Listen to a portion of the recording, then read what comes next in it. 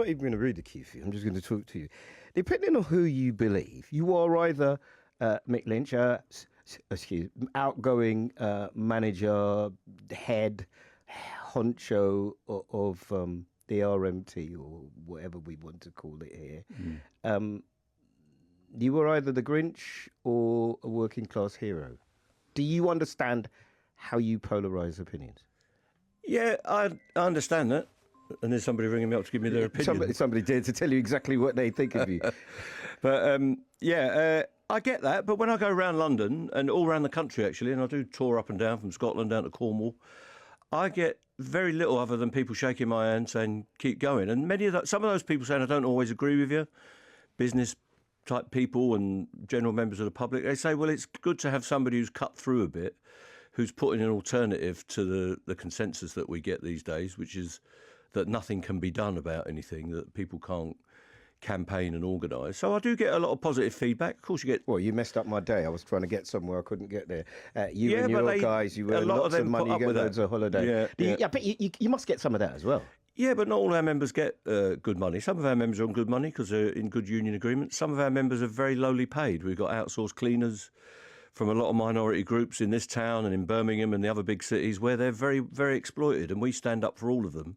We're a union that stands up for everybody on the railway, not a particular group of people. So it's a range, like any job. There are people that are well paid and there are people that are struggling. And the railway, like all work, has changed because a lot of people are outsourced into these tiny entities where they're stuck in dead-end jobs. And we want to bring that back together. Like the NHS, like London Transport, people from all over the world used to get a chance. They had a lot of problems, but that's all broken up now. And people are finding that in the world of work, that you're outsourced, you're working self-employed on a bogus basis. Even people in this building, Eddie, will be people that have to look after their own terms and conditions, not employed directly. So that's what we're challenging. Absolutely. I've never seen a white English person empty the bins here. But that's to do also with the idea that lots of us who were born here feel that we're better than that. Yeah, and we've got to get over that because, have we? Yeah, absolutely. Why? Because we're not better than anyone. Everyone is equal. That's one of the premises of the game I'm in, trade unionism and solidarity, that we accept all workers on the basis that they're entitled to be here, and we do the best for all of them, no matter what their background. I think I'm talking about a broader societal thing, that, my parents came to this country as economic migrants in order to make a better life for themselves. Yeah. A better life for themselves mean they start somewhere and they end up somewhere else. Dad used to say, England is a country where, as a man, you could work for 5 years and make yourself a man. Did you never hear that? You can do to some extent, and you probably still can, but there is disadvantage in many communities. There's disadvantage for people that are in communities that have got no migration. So some of the poorest areas in the country, it's arguable that maybe they need a bit of immigration and a bit of that mix and a bit of energy that comes from people of diversity. I remember the first time I went to Sunderland, I was doing theatre and education, which gave me a great understanding. And some of the poorest people I ever met. But aren't those the very people who have been hoodwinked into thinking that the reason their life is the way it is because of people like me? Yeah, and they're being lied to. So the people such as Reform and the far right are trying to put up an argument that all your problems will be over if we stop people who need to come to this country, people that are in desperate straits, coming in. And it won't, because the system that exists in this country will continue. Or they're giving people hope. Well, I don't think... Could I not argue that what you're doing is going, look, we can make your life better than it is? Have other governments said we can make your life better than it is to the working classes? Well, and some governments have delivered it. So, the post-war government under Attlee did deliver a better society, and it changed. Yeah, but let's talk about when you and I are alive. They go back there. They go back to the forming of the NHS or whatever, because otherwise I have to say Enoch Powell was a key... ingredient of starting the NHS. If we didn't have the NHS, you and I might not be here at this age. I owe the NHS my life. Yeah. And so do many of our families. We don't do that. Yeah. But in the 60s and 70s, it did feel that life was getting a bit better. It did feel that there was a bit more equalisation. Yeah, we get to the generic part of our interview, Mick, because I've wanted to speak to you for a long time, and let me say, I appreciate you giving us one of your exit interviews, right? we know it hasn't been plain sailing. I was just talking to you about the fact that, I'm trying to get Matt Rack on. Matt Rack is the outgoing head of the Fire Brigades Union, London Fire Brigades Union. Andy Rowe is also on his way out. He's leaving it. And I said I kind of had a lot of conversations with Matt about Grenfell, which is one of the stories that have really impacted me here in London. That's your part of town. That's my part of town. I was brought up in Paddington in Westbourne Park, just down the road. The carnival used to come past our front door on Great Western Road. So that's the area I was brought up in. It's a very Irish area, very Afro-Caribbean area, well, mainly Caribbean at that time in the 60s and 70s. And a lot of white English people as well. And it was a great community. It was a very diverse place. We had the hippies coming along in the 60s and 70s, which added that. We had the squatters movement. When did the gentrification happen, and how did that impact? Yeah, it was during Thatcher's time, I think, in the mid 80s. All those flats in that area and all those tenement blocks and what are now the stucco white buildings around Holland Park and round North Kensington have all completely changed. And there was a great programme about that, The Secret History of Our Streets, about what it was like in North Kensington and Paddington. We had Rackman, the landlord in the 60s, who was suppressing people. We had houses of multiple occupation. So it has changed. And people have been driven out. Is gentrification always bad? I'm trying to find out where politically... It's not always bad, no, because sometimes you need that injection of a bit of money and power into an economy to mix it up. But it shouldn't lead to the expulsion of people. So many working class people of all sorts of colours and backgrounds are moving out to the periphery. So it's called white flight, isn't it? Well, it's not just white flight. But it's called white flight, but it isn't just white people. It's working class flight, I think. So in that area, it was a very rich area. There was all sorts of bohemian people in that area when I was a kid, all sorts of musicians. We had the Clash living on my estate. We had the Lovers Rock was invented in that area. You know about Lovers Rock. I know about Lovers Rock. You know about Lovers Rock. Up the Harrow Road, Janet Kay and all that. It's invented just a mile's walk from my house. And we had all the bands playing in there on the Harrow Road. We had all the big bands playing when they were first getting started in the punk movement and beforehand. And it was great. I mean, I loved all the dub reggae and all that stuff that was going on. Are you doing that thing that we do when we get to our age? Where you look back at it, you're looking back and everything was brilliant. Remember when you opened your Ford car with a lolly stick? We were skint, Eddie. We were skint. But it felt like we were getting better. We had full employment and we had a set of services that were getting better. And people felt a bit more cohesive, I think. So what changed? I think Thatcherism, whether you like Thatcherism or not, has made people more individualistic. It's made every person for themselves to be an ethos. And the collective spirit that we had, and we were locked into our communities a bit. There wasn't too much exchange. Is it true that she said there is no such thing as community? And if you're 30 and still riding a bus, then you're a failure. I don't know. These are the things that she's quoted as saying. Well, I'm not sure. No such thing as society. Society, yes, and you had to look after yourself. Now, there is something to that about looking after yourself and doing your best for your family and personally and then for your community giving back. But there's also got to be some organisation behind that, which is what the trade union movement and the labour movement has been traditionally about, giving people the education as activists and campaigners to get things done. We're talking to Mick Lynch. He's the outgoing head of the RMT, and he's an agitator, troublemaker, disruptor. He's all of those things. I quite like to see, in the way that they do the double-headed paper review in your retirement. I can imagine you doing it with Pierce because you two seem to be having a bromance. How do when the cameras are off? How do you get on? Well, I always try to be polite to people. I think I've got quite a light touch. I think I bring a sense of humour to most of what I do.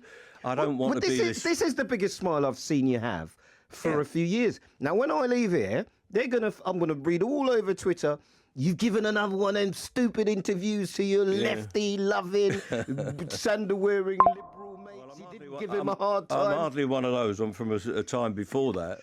I'm a manual worker. I was an electrician as a trade. I've come up through... an upbringing that it's full of humour in the trade union movement in my own community. It's a gallows humour, isn't it? It is a gallows humour. It's quite ironic. What London team do you support? All I can find is the Irish team. What's that about? Well, I thought the Ireland team. Like you would support the West. Remember the West Indies cricket team? I'm sure you supported. How do you know that I would pass or fail the Tebbit test? Well, I'd put 100 quid on where you would stand on that test. I can tell you that. I tell you, that was an interesting time because that's the Thatcher thing. He was was the attack dog. He was the one who would have come for you, wasn't he? Yeah. And I think we can wear our culture lightly now. I've got no problem with supporting the England team when they're not playing Ireland. I'm sure you've got the same thing when England aren't playing the West Indies at cricket or whatever. That's the way London is now, But what about London. to the way that people say, but that's you were born in this country, Eddie, you were educated in this country, you are clearly employed in this country. You should support England. Well, you can't make people do the things that they're not able to do because that comes from your heritage. I do support England when they're not playing the Republic of Ireland. That's the way I do it in all things. But Ireland comes first. That's the way I was brought up. How bad, from your point of view, I'll save this for Matt, but one of the things I learned about trauma from Grenfell was the long-lasting trauma from the guys who went into the fire again and again and again. And I've met some of the wives belatedly, and I've, off the radio, heard some of the stories that aren't being told. I am planning a show for July. Where were you on the 7th of July 2005?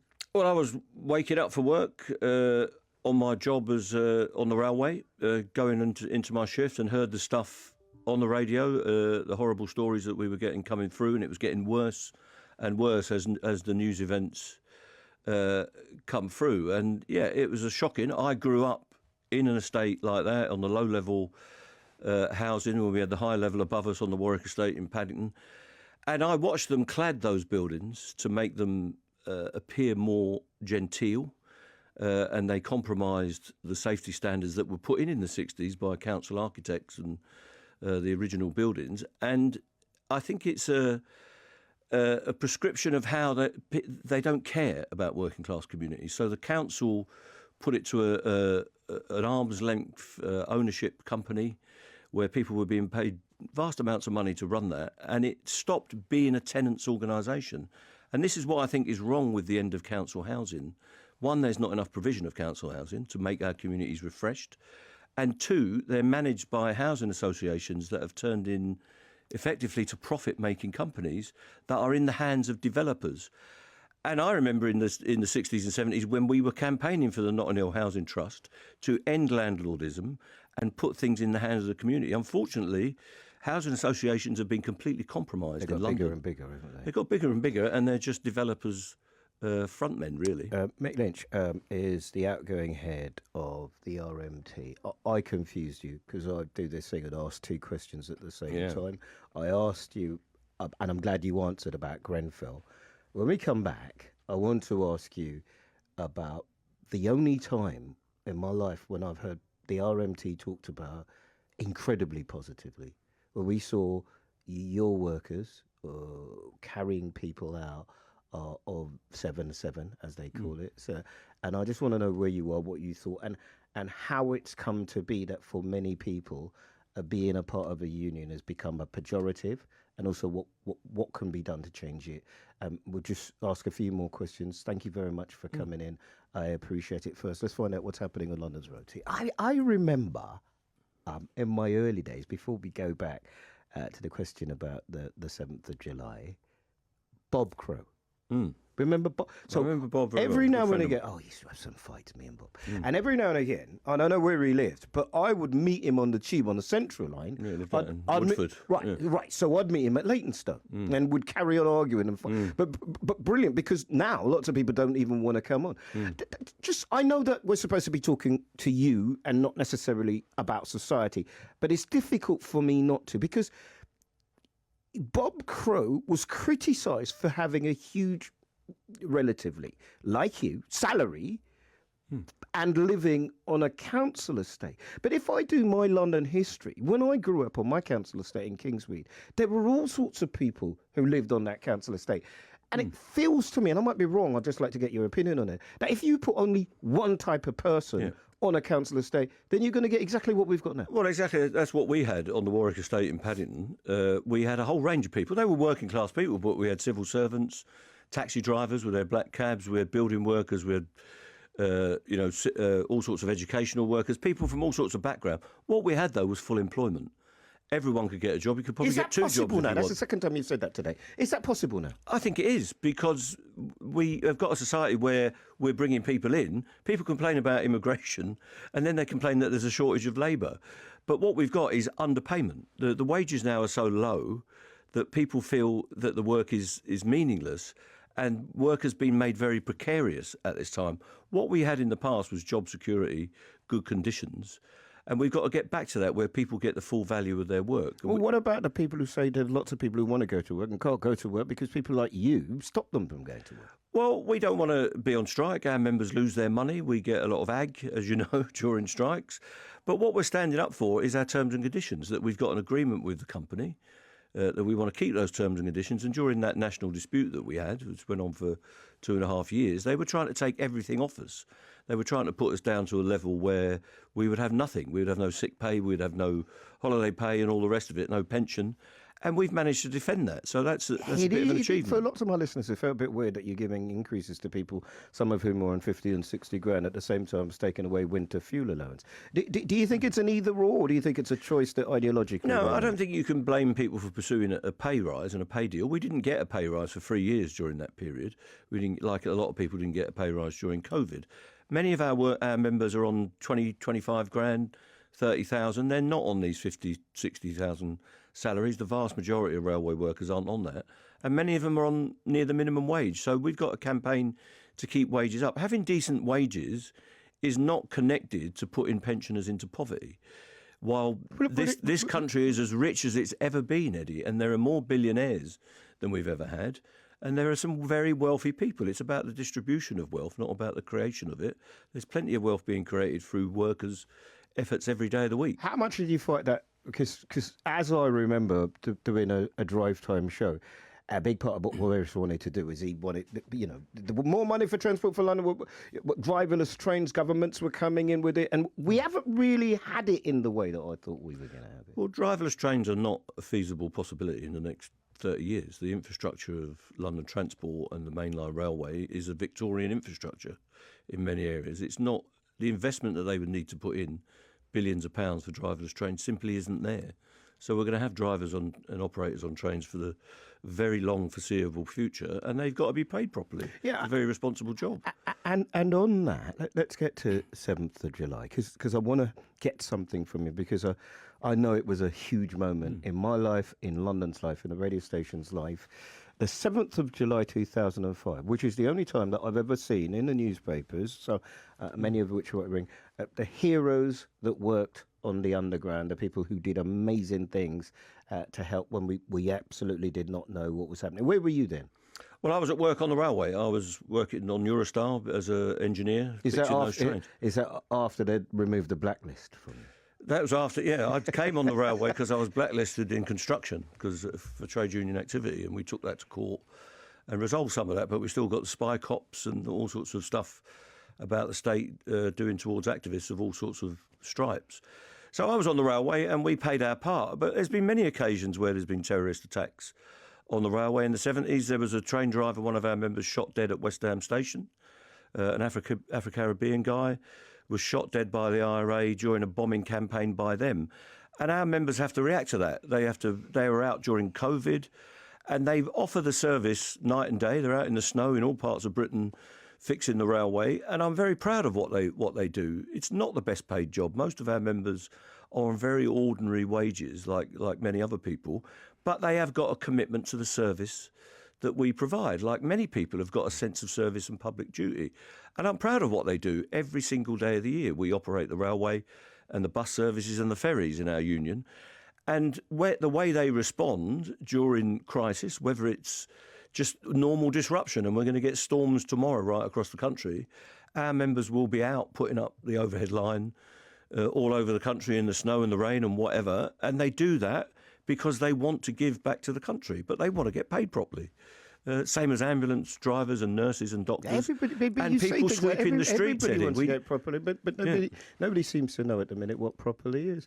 What's your most proud memory, proud achievement as the head of the... Well, not as the head, but as a rank and filer. I'm very proud of organising people who don't get a chance.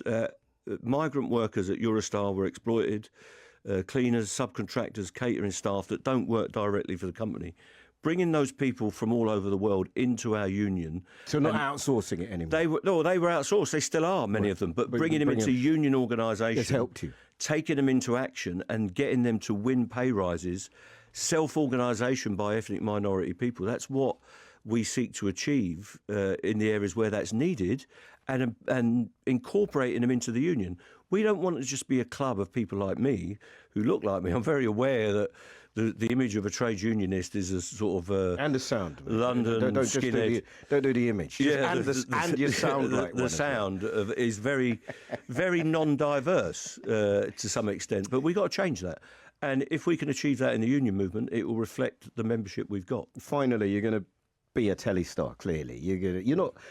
I can see it. You're not going to sit there and you got the uniform on. You got stuff to do. I absolutely know, and I hope that you and I can continue to talk about societal things, London stuff. What's your hope for London, for transport, for union membership, for society? You argue it or answer it the way that you like. Well, I hope London progresses. I hope we continue to be a beacon in Britain for unity. Diversity with unity at the same time is what we need.